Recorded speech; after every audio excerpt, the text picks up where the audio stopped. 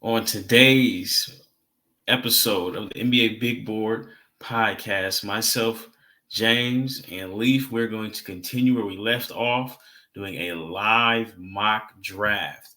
We left off at the end of the lottery, so we're going to give you picks 15 through 30 today. Stay tuned.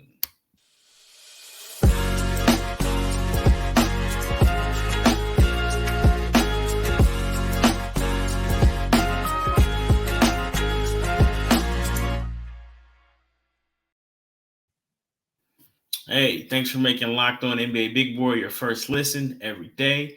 We are free and available wherever you get podcasts and on YouTube. Part of the Locked On Sport Podcast Network, your team every day. This episode is brought to you by Prize Picks, the easiest and most exciting way to play daily fantasy sports. Go to prizepicks.com/LockedOnNBA and use code all lowercase Locked On NBA for a first deposit matchup up to $100.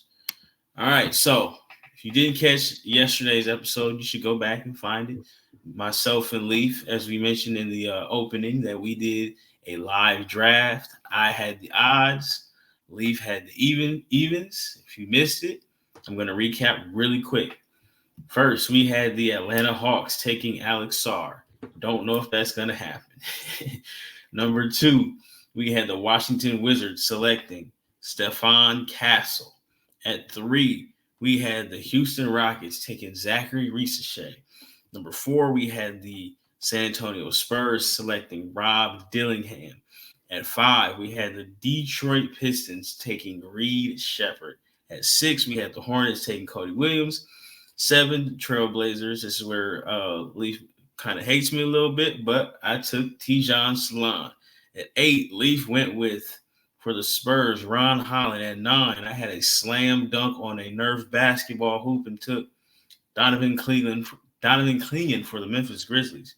At 10, Leaf, for his hometown team, Utah Jazz, took Nikola Topic. At 11, I had the Chicago Bulls selecting Dalton Connect. At 12, Leaf had Zvi Missy going to the Oklahoma City Thunder. At 13, I had Jalen Tyson being selected by the Sacramento Kings. At 14, Leaf had Portland Trailblazers selecting Matas Buzelis. So I'm on the clock right now. I'm going to be selecting for the Miami Heat. And with this pick, I am going to select, let me write this down so we can keep tabs on it. I am taking Isaiah Collier from USC. I don't know how true the trade Jimmy Butler rumors are, but I do feel like the Heat do need some young talent in the backcourt. So we're going to go with Isaiah Collier. I like that. I think the Heat are win now, but have the ability to cultivate talent and not rush a player. So I think you're getting one of the more premier talents still left on the board right outside the lottery. So that goes to me. Number 16, I got the Philadelphia 76ers. Questions are, do they get Paul George? My hunch is probably not. So what I think they need is a wing, and I think the two best wings around are guys I like. I'm gonna go with Baylor Shireman. I think Baylor Shireman is a veteran. He can step in and won't be scared of the moment playing in playoff basketball games, can space the floor for Embiid, play second unit minutes, hit open threes. And you guys know how I feel about Shireman. He rebounds the ball, sticks his nose in there, shoots 39 from 3, averaged over 4 assists per game, scored 19 points per game. He's not going to put up those numbers in the NBA, but what he can do, he will do well early on in his career. And the Sixers don't need a project. They need a win now player. Does he guard threes or does he guard fours at the next level? I'm going to go 2s and 3s. 2s and 3s. Gotcha. I'm not saying he's going to be the best defender in the NBA, but I don't think he's going to be as picked on as people may say. Like, I think he's as good a defender, if not better, than Dalton Connect. And in fact, I would say he's a better defender than Connect, but no one really gives a hoot about that for Connect, despite Connect being the same age and a slower developer. And yes, Connect scored more, and he's a better individual scorer, maybe a better explosive athlete. Shireman's, in my opinion, just as good a shooter off the catch. He knows his role. Maybe it's his definition of his role is maybe more clear. And for the 76ers, you don't need to be the greatest perimeter individual defender. The system defense is pretty good, especially when Joel Embiid's healthy. Gotcha. All right. For at 17, I will be selecting for the Los Angeles Lakers. I was hoping T. Missy would be here, but Leaf put a wrench in my plans. So I am going to swing here for some upside and a positional need and hope that veterans LeBron James and Anthony Davis can get the best out of Kel'el Ware out of Indiana. Okay. I like it. I like it. The question is someone that's had lacking of effort being the biggest detriment to his stock, I would say, over the past 2 years? Talent's not been a question. It's been effort and consistency. Is he going to be someone who puts forth consistent effort and isn't overwhelmed by the moment of playing with LeBron James and being forced to kind of have this limelight early on in his career? Because I think it could go one of two ways. Either LeBron really focuses him and he's like, oh my gosh, this guy's potentially his hero. I don't know. But, just a huge factor in his development of like, that guy's LeBron James. Oh my goodness. Playing alongside LeBron James could really help, or it could put so much pressure that it hurts. And so he's a guy that I think that's a really big talent swing, and it could be really great, but it puts a lot of pressure on a guy while young in his career because they're win now. They're win now, and I understand why they're win now, but they need some young guys too. And I feel the same way about what you said if C. Missy were to fall to this spot, because again, he has a lot of upside, he has a lot of talent, but it's playing with LeBron. It's the Laker fan base. Will an 18, 19-year-old be able to handle that? So that's a good point. All right, you're on the clock at 18. Leaf is drafting for the Orlando Magic. Whew. I know who I would take right here. But you're on the clock, Leaf. Do your thing, player. You need some shooting. And they have a bevy of guards because I think the best available player isn't exactly where I would go. So I might go fit, even though that's counterintuitive to kind of my drafting nature. I'm going to go with Tristan da Silva. Whoa. Interesting. I'm either going Tristan da Silva or Keyshawn George. Those are the two. So I'll go with da Silva. Were you thinking I was going to go with Jacoby Walter? I was thinking you were going to go with not necessarily the size, but the best shooter on the table, which would have been Jeremy Kane. I just don't know. I thought about him. I did. My thinking was on him and Jacoby Walter. They just have so many guards, and the guards that provide offense on their team. Cole Anthony, not a great defender, so then you'd have to like split up the Jalen Suggs, McCain minutes. You'd have to split up the Cole Anthony and McCain minutes because they'd have to play with a Anthony Black and or a Jalen Suggs. And I just think it becomes a little like puzzle piece-ish. It limits flexibility at times because the two that I would start that are better are the ones that are defensively oriented, and it becomes a little gimmicky to me. Right, and they're embracing size. That's the other reason. Yeah, that's true. So let me ask you a question. Their opening night lineup is who? Jalen Suggs, Franz Wagner, Paolo Banchero. I'd play Jonathan Isaac if he's still there. I will preface this. If Jonathan Isaac gets traded, that means there's going to be a change in philosophy. So, but if he's there, I'd keep Jonathan Isaac. And yes, you need a shooter. So I agree, but their MO is size. So I don't know if they sacrifice it for a guy who is deficient defensively and very small, despite being a very good shooter. So the rationale for da Silva is essentially he shoots the ball and he doesn't compromise their size. He's a very heady player. At times they struggle with turnovers. I think he can space the floor while being someone who can stay within their MO of size and be someone who can help space and also cut. Because at times they got pretty stagnant with Franz or Paolo dribbling the daylights out of the ball, and they don't have natural creators. And I think his movement and intelligence coupled with shooting is a good fit. The reason I considered Keyshawn George is he could be a secondary playmaker who also shoots the ball well and is 6'7". Cool. All right. We're going to sneak one more pick in before we go to break. So I'm on the clock at 19, and I am selecting for the Toronto Raptors. And hey, you already mentioned him. I like him here in Toronto. He fits, like, to me, what Masai does. He likes big guys who can do a little bit of everything. So we're going to go with Keyshawn George from Miami. I like it. I wondered if they'd go Jacoby Walter, someone to replace Gary Trent, similar archetype there. But Keyshawn George is big and shoots the ball well, and Masai, like you said, has a proclivity for taking guys that play similarly to that. Seems like a Toronto Raptor kind of guy. All right, we're going to take a quick break here. When we come back, Leif will be on the clock with the 20th pick, and he will be selecting for the Cleveland Cavaliers.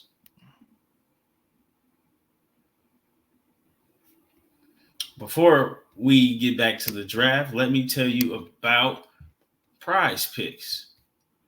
So, Prize Picks is America's #1 fantasy sports app with more than 5 million members.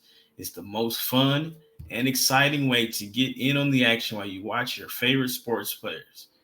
You must pick more or less on 2 or more player stats for a shot to win up to 100x your cash.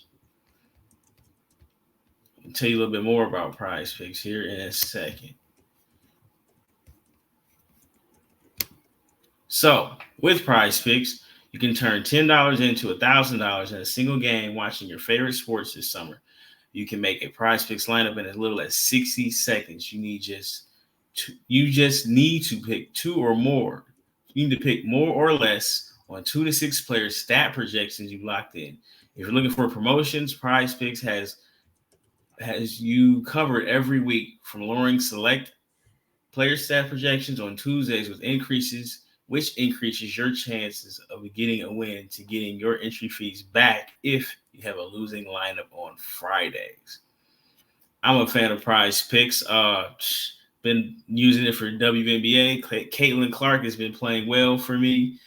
Sometimes I pick more for her 3.5 3-pointers made. Other nights is Brianna Stewart for more than 23 points. So download the app today and use code LOCKEDONNBA for a first deposit match up to $100. Again, download the app today and use code LOCKEDONNBA for a first deposit match up to $100. Now, before we get back to the draft, let me ask you a question.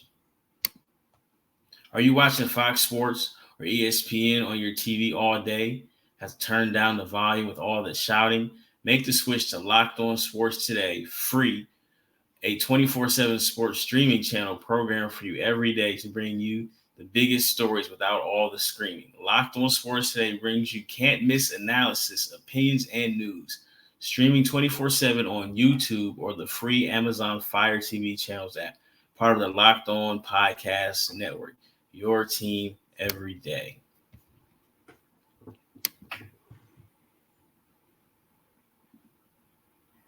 All right, back. Hopefully that gave Leif a little bit of time to speak with his owner and his staff about which selection he will be making for the Cleveland Cavaliers. So, Leif, tell me what you got going on for Cleveland. Yeah, I think there's a couple players that have slipped down the board, unless I'm mistaken. Devin Carter and Bub Carrington are the two I'm eyeing. And the rationale for each is a little different. Donovan Mitchell, I don't think, is going to be a Cavalier for too long. But yet you don't want to be a terribly diminutive backcourt. So though I rate Bub Carrington more highly than I do Devin Carter, I think what they need is a defensive guard to complement either Donovan Mitchell or Darius Garland, more likely Garland than Mitchell, to be in the backcourt. So I'll go with Devin Carter of Providence to be the pick for the Cavaliers, getting a veteran guard who had an excellent season, All-American, scored 20 a game, collected 9 boards, as a defensive pest. Think of best case scenario, he ends up similar to Derek White, and he complements a scoring guard and adds a little balance to that roster. I like the pick there. I don't know what's going to happen with Donovan Mitchell. I was thinking that he was going to end up staying because, I mean, if he had anything to do with the coaching selection or whatever. Like it looks like they're trying to roll out from what I've read, they're going to roll out everything to keep him, and they can offer him a ton of money. So I do think while they would be small, a Mitchell and Carter backcourt would work because they both have the length to defend bigger guys. Donovan's been guarding twos basically since he, was drafted. But I do think Carter wouldn't work next to him in Cleveland. All right, so 21. I'm on the clock with the Pelicans pick. My inclination here is to go with the big, but I think I'm going to switch it up. And I think I'm going to go because I believe that Brandon Ingram is getting shipped out. And while I do really, really like CJ McCollum, he's getting a little older. So we're going to need a point guard for the future. And he's a big guy who should be able to play alongside CJ McCollum. So I'm going to go with Bub Carrington right here. I like it. I mean, I was hoping you didn't take him because no matter who was next, he's getting too good to not be picked. Oh, yeah. He wasn't going to stay too long. Yeah, and so I think in more cases than not, other than the very specific situation where the Cavaliers have very scoring-oriented guards, I would have taken Carrington. But I love the pick. You're not going to hear me argue that at all, especially considering I think CJ McCollum and Brandon Ingram might be out sooner rather than later. Maybe not both, but those two players I don't think factor into the long-term plans of the Pelicans as much as some others. And if you can add some new life in Carrington, you couple him with obviously Zion, and I think an up-and-coming star in Trey Murphy. Big Trey Murphy fan. I love Trey Murphy. Yeah, he's good. So I think that's a great pick. You won't hear a complaint from me. So that leaves me at 22. A point guard at 22, and Carlton Carrington misses by 1. The Suns got to be punching air right now. That would leave me. I'm going to go with an interesting pick here. Let me ask a question. Okay. Tyler Smith is still available, correct? He is still available. Okay, so I'm between Tyler Smith and I would look at Jared McCain. Because McCain will shoot the lights out, and Booker and Durant need someone to kick out. But they need some defense, they need some bodies, and that's why I'm going to go with Tyler Smith. Tyler Smith, to me, provides someone who can both shoot the ball and be a defensive body. I know he's not been great defensively in his career. He's not seen as this great defender, but he is very big. He does move well. Like, he's not the vertical athlete that you're like, oh my goodness, that guy's a freak. But he's big and he moves well. He opens up the court and he takes away a bigger body away from the rim because if he's not guarded by a bigger body, he can punish them on the glass. He's got a smooth lefty stroke, and I think he complements what the Suns have in place and could be a almost, I'd say he's a more ready plug-and-play player than you'll typically find at 22. I agree. All right. At 23 for the Milwaukee Bucks here, I am going to go with Jared McCain. I think Malik Beasley is going to get paid. Now, he is on the smaller side, but he can shoot, and you're always going to need shooting next to Giannis. So I don't know what they're going to do in Milwaukee. Brook Lopez has to be like 36, and maybe they slide Giannis to the 5 and try to play more of a 5-out style. But I feel like, McCain can shoot, and yeah, you need shooting. He is on the smaller side, so he's probably not going to start right away, but there are going to be minutes for a knockdown shooter to play with Giannis.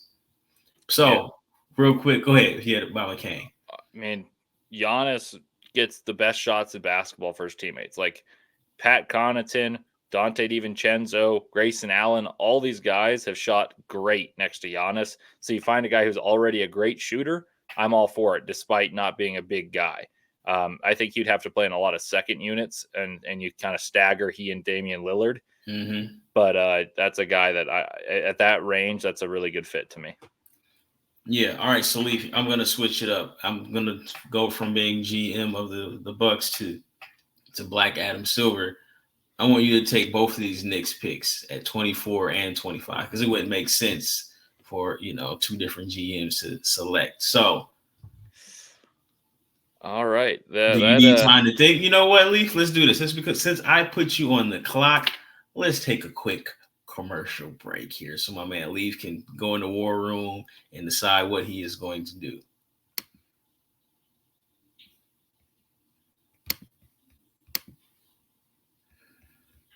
All right, so this next commercial break, this next segment is brought to you by LinkedIn. So, with LinkedIn, it isn't just another job board. LinkedIn has a vast network of more than 1 billion professionals, which makes it the best place to hire. It gives you access to professionals you can't find anywhere else. LinkedIn does all that while making the process easy and intuitive. Hiring is easy when you have that many qualified candidates. So easy, in fact, that 86% of small businesses get a qualified candidate within 24 hours. LinkedIn knows that small businesses are wearing so many hats and might not have the time or resources to hire. So post your job for free at linkedin.com/lockedonnba. That's linkedin.com/lockedonnba to post your job for free. Terms and conditions do apply.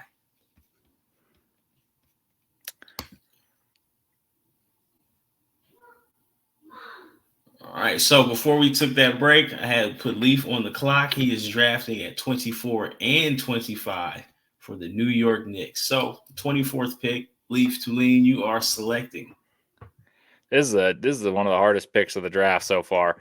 I got 4 players that I'm interested in. I'll read them off, and then I'll tell you. You the only pick. get 2. I know. I'll read them off, and I'll give the rationale. So one player that is a big name, emphasis on big, is Zach Edey, because they play true bigs. The only reason I would be against that is because Mitchell Robinson is likely back, even though Isaiah Hartenstein had an incredible season. Is he back? How much money do they pay him? I think he returns. So Edey, I'd consider if they were to lose one of their 2 bigs, because I think this is a system in which he could thrive. I think that's a possible pick. The other one, a lot of Knicks fans have been clamoring for a guy to replace Brunson, and they think McBride is more of a 2 guard. And so in the second unit, they want a true point guard. That brings up Tyler Kolek. That's an option. Another point guard on the board that I think would be intriguing here, has a little more size than Tyler Kolek, would be AJ Mitchell from Santa Barbara. And then my 4th option would be Ryan Dunn from Virginia, because if there's a Tibbs player on this class, I think it's Ryan Dunn, someone who's just going to defend his tail off, play energy minutes, and really make impact. Like, you may say, well, what do you mean he can't shoot? Tibbs brought in a 37-year-old Taj Gibson because he brought forth effort and defense. So don't question if there's a lack of shooting, if you're going to have some effort and defense. So without further ado, my picks will be Zach Edey, because I think one of the 2 bigs isn't going to be there. They just have to pay too much money. And then I'll go with Tyler Kolek. And the reason I'll go with Tyler Kolek over AJ Mitchell, which I really thought about deeply, is I think Tyler Kolek is going to play pick and roll with the bigs of New York, and they play a pick and a dive, and he's a master of finding a short roll. If he plays with Hartenstein's got that floater, and he makes great decisions out of the short roll. Kolek can handle the pressure of playing in New York, the toughness associated with it, and I think he will create for those players that I don't think are very great at creating for themselves in the New York second unit. They're so reliant on Brunson's ball and hand creativity. I think he will help other players find offense. So those will be my 2 picks, 2 All-Americans of the college basketball game. I dig it. All right, since we switched it up and I'm drafting at 26 for the Washington Wizards, you took Edey off the board. And I believe this young man has a promise, or allegedly he has a promise at 28. He's not going to make it 28. I'm sorry. We're taking DaRon Holmes here at 26 for Washington. I really like DaRon Holmes. I like him in a few places. I don't know if the Lakers are if he is projected to go that high at 17, but he would fit what you're trying to do if you want somebody who is young but not extremely raw. And maybe he can play next to Anthony Davis, because Anthony Davis can guard 4s and 5s, so maybe that's an option. But if he's available here, I do like him here for the Washington Wizards. Yeah, I'm not a DaRon Holmes guy, but that's a fit I can get behind. I personally think He's stuck in between a 4 and a 5, doesn't have the speed to play the 4 and not the strength to play the 5. So I'm critical of De'Ron Holmes, but picked at the tail end of the first round makes sense to me. Some people have him in the lottery, and that I cannot get behind. But it's the beauty's in the eye of the beholder, I guess is what I was trying to find the words for. All right, so you're up at 27, Minnesota Timberwolves. I sure am. Oh boy, this is just getting harder and harder. I think the Timberwolves. They're a weird team though, because they felt very close, but their point guard's aging and Mike Conley. They have Anthony Edwards, who's a real superstar. He has emerged. Rudy Gobert is impactful, but he does have his warts come offensively. 44% on layups in the playoffs. And teams are making him make decisions by blitzing Anthony Edwards, making him give up the ball and make decisions out of the short roll. So this team, to me, is close, but their window is not very wide, despite their star being 22 years old. That's a weird sentence to say. So there's a lot of things you go for. Do you go for a player who fits that 3-and-D mold that they've kind of built? I don't think so, because McDaniels and Towns are there. So I think you go with a guard or a center. And the guard that stands out to me as a point guard is A.J. Mitchell. The other guy I considered was Pacome Dadier, but I think they're closer to competing than what would help Dadier would help them in. I feel like they're too close in competing. Maybe you can groom A.J. Mitchell under Mike Conley, who's an unbelievable vet, 5-time Teammate of the Year award, which is pretty unbelievable. And A.J. Mitchell, to me, is a guy who's got natural ball in hand creation ability for others, and he makes the life easier for Anthony Edwards, for Karl Anthony Towns, and can help Jaden McDaniels and whoever else. Maybe Leonard Miller comes along and they get runouts. And I think he can pick up the pace in the second unit and create for others. So A.J. Mitchell sneaks into my first round. No issues with that pick at all. I like A.J. Mitchell. I think him and Anthony Edwards will work together for your backcourt of the future, as far as somebody who can play both sides. Anthony Edwards, I think he averaged like 6 assists a game in the playoffs. And like he still has like a lot of growth to do as a playmaker. Like there are times where maybe he just doesn't trust him, or there are times where he just flat out won't pass to Rudy Gobert when he's underneath the basket. And it's like he is so talented. And if he just like he has the ability to be like a really, really high level playmaker, because he can get to the basket whenever he wants to. So with that being said, the team that he knocked out, the Denver Nuggets, at 28, they have issues. Again, if that De'Ron Holmes promise is gone, then I put myself in the bind drafting for Denver. I do believe that they need help off the bench on the wing, and we are going to go with Nikola Jurisic. Yes, I like it. I like 28. He can score, and you're going to get that Nikola Jokic stimulus package, and he should be able to spot up, score, cut. And like I said, I always believe that the Nuggets do need insurance for those 2 to 3 bad Michael Porter Jr. games that he's probably going to get you. And I think Jurisic has that scoring punch that should be able to translate off the bench in the NBA next year. So I'm pretty excited about this pick that he did fall to me here at 28. Hire me, Calvin Booth. We found something right here. Well, see, I would have taken him at 29, I think. So I'm a little disappointed. But I have 2 options that I love for the Jazz at both 29 and 32. I know we're only doing the first round, but I'll give both just because I have the chance to talk about my Jazz for a split second. So the 2 options I would take are defensively inclined wings that are athletes. The Jazz in years past have been a little bit lower on the athletic spectrum. Danny Ainge, Justin Zanuck making it a point to become more athletic. So the 2 guys I'm looking at, Ryan Dunn, who I don't think actually falls this far in a draft. I think he's drafted somewhere between I'll go 18 to 24, I think is his range, because someone's going to say this guy may have the best individual skill of anyone in the draft in terms of his perimeter defense. He averaged 2 blocks a game in a pack line defense, playing the fewest possessions defensively of anyone in the NCAA whatsoever. Pack line defense means you don't let people drive. So how is he blocking people twice a game as a small forward without letting people drive to the hoop? It's ridiculous productivity. So he's an unbelievable defender. Even though he can't shoot, the shot doesn't look that broken. It's just not confident. And I don't really care about that. What he can do is he'll lock down the court, run in transition, rebound, maybe play a small ball 5. He worked out with centers, which people mocked. But I think that's actually a good thing, is he can figure out how to impact a game from different positions. And if his shot becomes competent, not even good, but competent, I think you're getting a steal just because he's so elite on one side of the floor.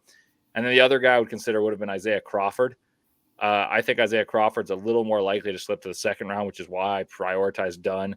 But to me, that's kind of a toss-up between those two. Crawford is a guy who is a defensively oriented, very strong, stout body. It's got measurables similar to that of Kawhi Leonard, of Patrick Williams, those type of guys with long arms, big hands, strong body. And he shot the ball well. Issue with him, knee injuries. And so that's part of the reason I went with Dunn, because he's got no injury history. All right. At 30, the Boston Celtics, the team with no flaws in their starting 5. This is interesting here. You know what? I'm going to be smart. I'm not going to pick a favorite. I'm going to pick somebody who I think would fit with what they're trying to do and their timeline. So they probably have another year left with this core before it gets way too expensive. And they did extend Drew. I was going to go with a guard here. I really, really thought about going with Pacome here because I feel like he has enough time to develop with their timeline, but at the same time, minutes may not be there because, Jaylen Brown, Tatum, 26, 27 years old. And I believe Derek White is like 28 or 29. So he may not get a chance. But with Al Horford being 37, 38, we got Porzingis. He has his injuries. We're going to go with Kyle Filipowski here at 30 because they do need some center depth. I'm not the biggest Kyle Filipowski fan, but at 30, I think he does give you depth at the center position. If the shooting translates, he still allows you to play 5 out. And I think he could be a good second unit 5, or he could be the 5 that you need when Horford needs his rest, or Porzingis, you need to sit him his mandatory games because they think long term. They're not worried about 82 games. I don't like Kyle Filipowski, but I don't mind this pick. I don't think he's all that great. When he was a lottery pick, I was scoffing it, and I hope it bites me in the butt. But I was there with you, Leif. The one thing I will say is your hope, if you're the Boston Celtics, is you get some sort of remnant of what Kelly Olynyk brought to you years ago. Someone who can space the floor, although Olynyk to me is a far better shooter than Filipowski, just for sake of clarity in that argument. For those of you saying I'm a hypocrite, I still believe he's a far better shooter. I think he's a far better passer as well.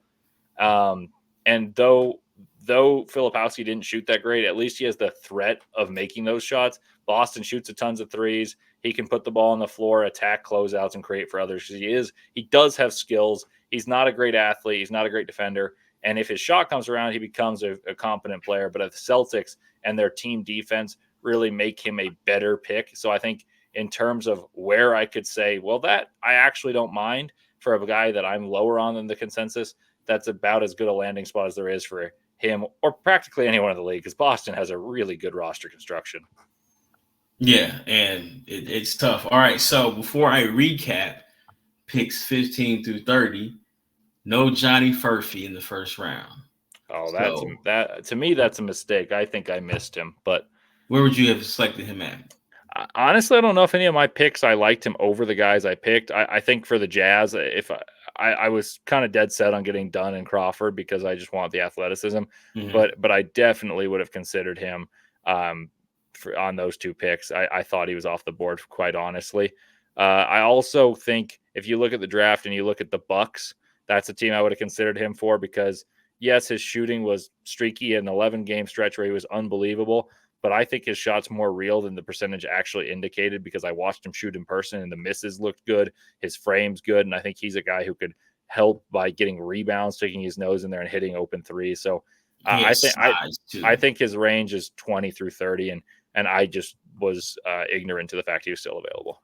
It's hard to do this live, man. You're picking for every other pick. Pacome Dadier, not a first round pick. I know you mentioned him at 29 being a possibility.